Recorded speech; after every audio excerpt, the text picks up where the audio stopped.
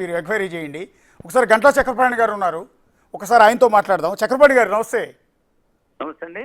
ఇవాళ మీటింగ్లో very interesting అండి. సరే, సమస్యలు ఏమున్నా, ఏం డిస్కస్ చేశారు ఏంటి అనేది మరి కొద్దిసేపట్లో డిప్యూటీ సీఎం చెప్పబోతున్నారు. కానీ ఈ మీటింగ్లో వెరీ ఇంట్రెస్టింగ్ ఇష్యూ ఏంటంటే, మీటింగ్ ప్రారంభంలో రేవంత్ రెడ్డి గారు కాళోజీ రాసిన నా గొడవ పుస్తకాన్ని చంద్రబాబు నాయుడికి బహుకరించారు. ఏంటి దానిలో ఏమైనా ఇంపార్టెన్స్ ఉందా? ఆ పుస్తకంలో ఏముంటుందండి? ఆ తెలంగాణ అస్తిత్వం అండి. కాళోజీ నారాయణరావు గారు రాసినటువంటి నా గొడవలో కాళోజీ నారాయణరావు గారు తెలంగాణ ఆత్మ, అది నిజాం ప్రభుత్వాన్ని ఎదిరించినప్పటి నుంచి తర్వాత వచ్చినటువంటి అన్నింటినీ ఎదిరించబడి తెలంగాణ అలజడి ఏమిటి, తెలంగాణ ఆందోళన, తెలంగాణకు ఉన్నటువంటి అస్తిత్వం ఏమిటి అని ప్రతిబింబించేటువంటి పుస్తకం. దానిలో అనేక అంశాలు ఉంటాయి. అయినప్పటికీ కూడా కాళోజీ నారాయణరావును ఆయన సంబంధించినటువంటి పుస్తకాన్ని బహుకరించడం అంటే తెలంగాణ అస్తిత్వము ఇది అని చెప్పడం కోసము చేసినట్టుంటుంది. దాంట్లో ఒక ఇంట్రెస్టింగ్ సెంటెన్స్ కూడా ఉంటుంది. మరి ముఖ్యమంత్రి గారు నేను అనుకోవడం కేవలం ఒక తెలంగాణ ప్రతినిధిగా, తెలంగాణ ముఖ్యమంత్రిగా, తెలంగాణ వారసత్వ సంపదగా, సాంస్కృతిక వారసత్వ సంపదగా ఉన్నటువంటి ఆ పుస్తకాన్ని వారికి ఇచ్చినారు. సరే, దానిలో పేదరికం గురించి ఉంటుంది, ఆకలి గురించి ఉంటుంది, దుఃఖం గురించి ఉంటుంది, తెలంగాణ ఎన్ని రకాల తలపోతలు వలపోతలు ఉంటాయో అవన్నీ దానిలో ఉంటాయి. దానిలో చాలా మందిని ఆకట్టుకునేది ఏంటంటే, ప్రాంతం పట్ల తెలంగాణ రాజీ పడదు, ప్రాంతీయ అవసరాల పట్ల, ప్రాంతీయ ప్రాధాన్యతల పట్ల ఎప్పటికీ రాజీ పడదు అనేటువంటి ఒక 4 లైన్లు కాళోజీ నారాయణరావు గారు చెప్తారు. అది తెలంగాణ వాదులందరికీ కంటత ఉండేటువంటి అంశం. అదేమిటంటే, ప్రాంతం వాడు ప్రాంతేతరుడు దోపిడీ చేస్తే ప్రాంతము బయటి దాకా తరిమి కొడతాం, ప్రాంతం వాడు దోపిడీ చేస్తే ప్రాంతంలోనే పాతి పెడతాం అనేటువంటి మాట ఉంటుంది. అదే కాదు, తెలంగాణ అస్తిత్వ ఘోష, అది పేదరికం ఉండొచ్చు, ఆకలి ఉండొచ్చు, నీటి ఉండొచ్చు, వీటికి సంబంధించిన అన్ని ఉంటుంది. నేను అనుకోవడము ముఖ్యమంత్రి గారు అది ఇవ్వడం వెనుక ఆ పుస్తకంలో ఉన్న పద్యాలను, ఆ పుస్తకంలో ఉన్న కవిత్వాన్ని చదవడం కోసం కాదు, అదొక ప్రతీక, తెలంగాణ అస్తిత్వానికి ప్రతీక. కాబట్టి తెలంగాణ అస్తిత్వానికి ప్రతీకగా మాత్రమే నేను ఒక ప్రతినిధి అనేటువంటి సందేశంతో, సంకేతంతో బహుశా బహుకరించి ఉంటాడని నేను అనుకుంటున్నాను. ఇప్పుడు మీరు చెప్పిందే సార్, మీరు చెప్పిన కాళోజీ రాసిన కవితని ఒకసారి ఓపెన్ చేశాను నేను. సో మీరు చెప్పింది ఒకసారి యాస్టీజ్గా ఆయన ఏం రాశారనేది ఒకసారి మీకు చదివి వినిపిస్తాను. మీకు తెలియంది కాదు, బహుశా మీకు గుర్తు చేస్తున్నాను అంతే. దోపిడీ చేసే ప్రాంతేతరులను దూరం దాకా తన్ని తరుముతాం, ప్రాంతం వాడే దోపిడీ చేస్తే ప్రాణంతోనే పాత్ర వేస్తాం, దోస్తుగా ఉండేవారితో మేము దోస్తే చేస్తాం, ప్రాణం ఇస్తాం, ఎంతకు అంత అన్న ధోరణితో చింతమాని బ్రతుకును సాగిస్తాం.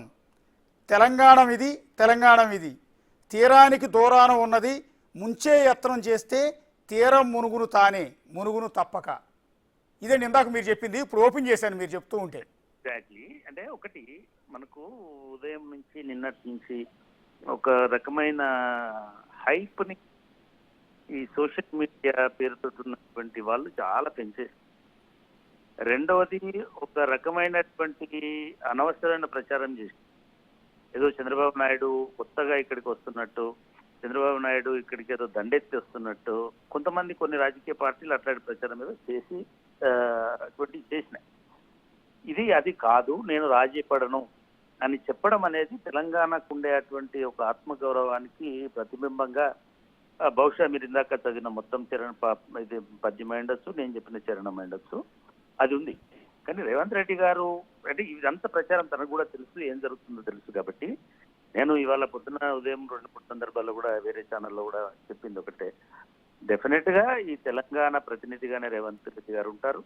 తెలంగాణ ప్రయోజనాలకు, తెలంగాణ అవసరాలకు ఏదైతే మనకు పార్లమెంటులో చట్టము అప్పుడు ఉన్నటువంటి యూపీఏ ప్రభుత్వం ఏదైతే చట్టం ఉందో ఆ చట్టానికి అనుగుణంగా మాత్రమే, అక్కడి వరకు మాత్రమే చర్చలు ఉంటాయి. ఆ చర్చల్లో రేవంత్ రెడ్డి గారు రాజీ పడరు, తెలంగాణ ప్రభుత్వం రాజీ పడదు. ఇది ఈ సంకేతం పంపడం ఒకటి. రెండవది, నాకు నచ్చిన అది ఇవ్వడం వల్ల వచ్చింది ఏంటంటే, నిన్నటి నుంచి ఏదో జరుగుతా ఉంది. అంటే నేను చాలా విచిత్రమైన హేయమైన పద్ధతులలో చంద్రబాబు నాయుడు కొత్తగా వస్తున్నట్టు చెప్తాను. చంద్రబాబు నాయుడుకు మీ స్టూడియో పక్కనే జూబ్లీహిల్స్ లో మంచి ఇల్లు ఉంది. ఆయన గత 40 ఏళ్ళుగా అక్కడే ఉంటున్నాడు. ఆయన మొన్నటి వరకు అక్కడే ఉన్నాడు. ఇవాళ కొత్త వస్తుంది ఏం లేదు. కాకపోతే తెలుగుదేశం పార్టీ వాళ్ళు ఉత్సాహపడితే పడి ఉండొచ్చు. అది ప్రభుత్వానికి సంబంధం లేదు. ఇవాళ ప్రభుత్వం హుందాగా వారి ప్రతిపాదనని ఆహ్వానించి ఆ ప్రతిపాదన మేరకు రేవంత్ రెడ్డి గారు ఒక విస్తృతమైనటువంటి చర్చా వేదికని గత 10 సంవత్సరాలు జరిగిన రీతిలో ఒక విస్తృతమైనటువంటి చర్చా వేదికని ఏర్పాటు చేసి ఒక సంపూర్ణమైన ఎజెండాతో పోతున్నారు. ఇట్లా పోతున్నప్పుడు ఆయన లోపలికి రాగానే ఇది ఇవ్వడం వల్ల నేను తెలంగాణ ప్రతినిధిని, తెలంగాణ వాళ్ళు దోస్తికి దోస్తిగానే ఉంటారు, గురువుకు శిష్యుడుగానే ఉంటారు, శిష్యుడికి గురువుగానే ఉంటారు, ఇంకా ఫ్రెండ్షిప్ కి ప్రాణం ఇస్తారు. అదే మా అస్తిత్వానికి, మా అవసరాలకి, మా ప్రయోజనాలకి, మాకున్నటువంటి ఇంట్రెస్ట్లకి ఏమన్నా భంగం కలిగితే మాత్రం తెలంగాణ వాడిగానే నిలబడి ఎదిరిస్తారు అనేటువంటి నిజంగా కూడా చాలా అప్రోప్రియేట్. అంటే మీరు ఆ ప్రస్తావన అంతా చదివినారు కాబట్టి అదొక అప్రోప్రియేట్ జెస్చర్ లాగా నేను భావిస్తున్నాను.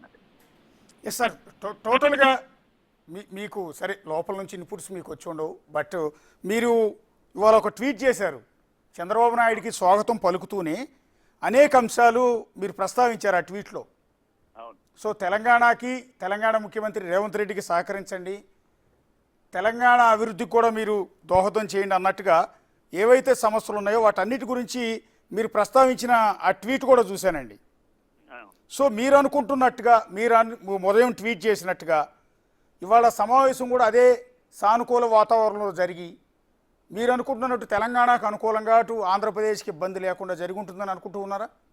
నిజానికి నిన్న మీరు నా ట్వీట్ని కనుక మీరు పూర్తిగా అర్థం చేసుకుంటే నేను చెప్పింది కూడా ఇది చాలా పెండింగ్లో ఉన్నటువంటి సమస్య. మీరు మిమ్మల్ని మొన్న కూడా ఒక ట్వీట్ చేశాను. చంద్రబాబు నాయుడు గారు రాసిన లెటర్ని దానికి జోడించి ట్యాగ్ చేసి ఇది ఒక మంచి ప్రతిపాదన చంద్రబాబు నాయుడు చేసినారు, వారికి కృతజ్ఞతలు అని చెప్పి ఇవాళ ట్వీట్లో కూడా మీరు ఉమ్మడి రాష్ట్రానికి కూడా ముఖ్యమంత్రిగా ఉన్నారు, మా రేవంత్ రెడ్డి గారు, మా ముఖ్యమంత్రి గారు మీ ప్రతిపాదనను సాదరంగా స్వీకరించారు, చర్చలు కొద్దిగా జరగాలి, మీరు కూడా పెద్ద మనసుతోటి సహకరించండి రేవంత్ రెడ్డి గారికి అని చెప్పి నేను కూడా అంటే నాకు నిజంగా ఆశ్చర్యం వేసేది ఏంటంటే ముఖ్యమంత్రి గారు అంత సింబాలిక్ గా అది రిఫ్లెక్ట్ అయ్యేటట్టుగా చెప్పారు. నేను అనింది ఏంటంటే ఒకవేళ మాకు నష్టం జరిగితే కాళోజీ గారి పూర్తి మాకు కూడా ఉంటుంది కాబట్టి ముఖ్యమంత్రి గారి లాగే ఒకవేళ మాకు నష్టం జరిగితే మళ్ళీ మేము తెగేదాకా లాగా సంయమనంతో ఇద్దరు ఇచ్చిపుచ్చుకున్నట్టుగా ఉండండి, ఈ సమస్యకు పరిష్కారం చేయాలని చెప్పారు. సరే, దాన్ని అర్థం చేసుకున్నారు కానీ ఎగ్జాక్ట్ గా దాన్ని రిఫ్లెక్ట్ చేసినట్టుగానే రేవంత్ రెడ్డి గారు కూడా ఆ పుస్తకానికి గుండెకాయ లాంటి, ఇప్పుడు మీరు చదివినటువంటి పద్యం ఏదైతే ఉందో ఆ పుస్తకానికి అది గుండెకాయ, దానిలాగానే ఆయన కూడా అదే చెప్పాడు. మీకు దోస్తీ చేస్తే మేము ప్రాణం ఇస్తాం అనుకున్నప్పుడు ఒకటి అటు ఇటుగా పుచ్చుకున్నట్టుగానే ఉంటాం. కానీ మొత్తం మీదనే మా అస్తిత్వానికి ప్రశ్నార్థకంగా మీరు ఈ చర్చలను కనుక చేసినట్టయితే ఇది సమస్య అవుతుంది. ఇది నేను 3 రోజుల నుంచి నేను ఐఎమ్ ట్రైంగ్ టు ప్రిపేర్. ఈ చర్చలు అవసరము. ఈ చర్చలు నేను చంద్రబాబు నాయుడు గారు రాసిన లెటర్ను ట్వీట్ చేశాను, రేవంత్ రెడ్డి గారు రిప్లై ట్వీట్ చేశాను. ఈ చర్చలు ఎందుకు అవసరం అంటే నేను ఒక ఉమ్మడి జాబితాలో నేను 10 సంవత్సరాలు పనిచేశాను. నేను ఒక స్టేట్ పబ్లిక్ సర్వీస్ కమిషన్ ని బిల్డ్ చేశాను. నాకు అక్కడ ఉన్నటువంటి సమస్యలు తెలుసు, ఎంప్లాయీస్ సంబంధించిన సమస్యలు తెలుసు, అదేవిధంగా వనరులకు సంబంధించిన సమస్యలు తెలుసు. కాబట్టి రేవంత్ రెడ్డి గారు ఏదైతే ప్రతిపాదన ఈ చర్చలకు అంగీకరించారో అది శుభ పరిణామం. గత 10 సంవత్సరాలుగా మొదటి 5 సంవత్సరాలు ఇద్దరు పరస్పర భిన్నమైనటువంటి ఆలోచనలు ఉన్న వాళ్ళు ముఖ్యమంత్రులుగా ఉన్నారు కాబట్టి సఫలం కాలేదు. రెండో 5 సంవత్సరాలు ఎందుకు సఫలం అవ్వలేదో కూడా తెలియదు. నాకు అప్రిషియేట్ చేయాల్సింది చంద్రబాబు నాయుడు కూడా నేను ఒక తెలంగాణ వాదిగా కూడా అప్రిషియేట్ చేసేది ఏంటంటే ఆయన ప్రమాణ స్వీకారం చేసిన 3వ రోజే మనకు లెటర్ రాసినాడు. రేవంత్ రెడ్డి గారు అంత బిజీగా ఢిల్లీలో ఉండి కూడా ఇమీడియట్ గా వారికి ఆహ్వానించి వాళ్ళ చర్చలను సఫలీకృతం చేసినాడు. నేను అనుకున్న ఎజెండా లోపల ఏం జరిగిందో మనకు తెలియదు కానీ మన విభజన చట్టంలో 2 ప్రధానమైనటువంటి షెడ్యూల్ ఉంది. ఒకటి 9th షెడ్యూల్, రెండోది 10th షెడ్యూల్. ఇవి పరిష్కారం అయితే మన రాష్ట్రానికి ఒక స్థిరత్వం వస్తుంది. అది వనరుల రూపంలో వస్తుంది, ఎంప్లాయ్మెంట్ రూపంలో వస్తుంది, ఉద్యోగాల రూపంలో, నిరుద్యోగులకు సంబంధించినటువంటి అవకాశాల రూపంలో కూడా వస్తుంది, నిధుల రూపంలో వస్తుంది. కాబట్టి ఈ 2 సమస్యలు 10 ఏళ్ల పాటు ఉండడమే నష్టం కలిగించిన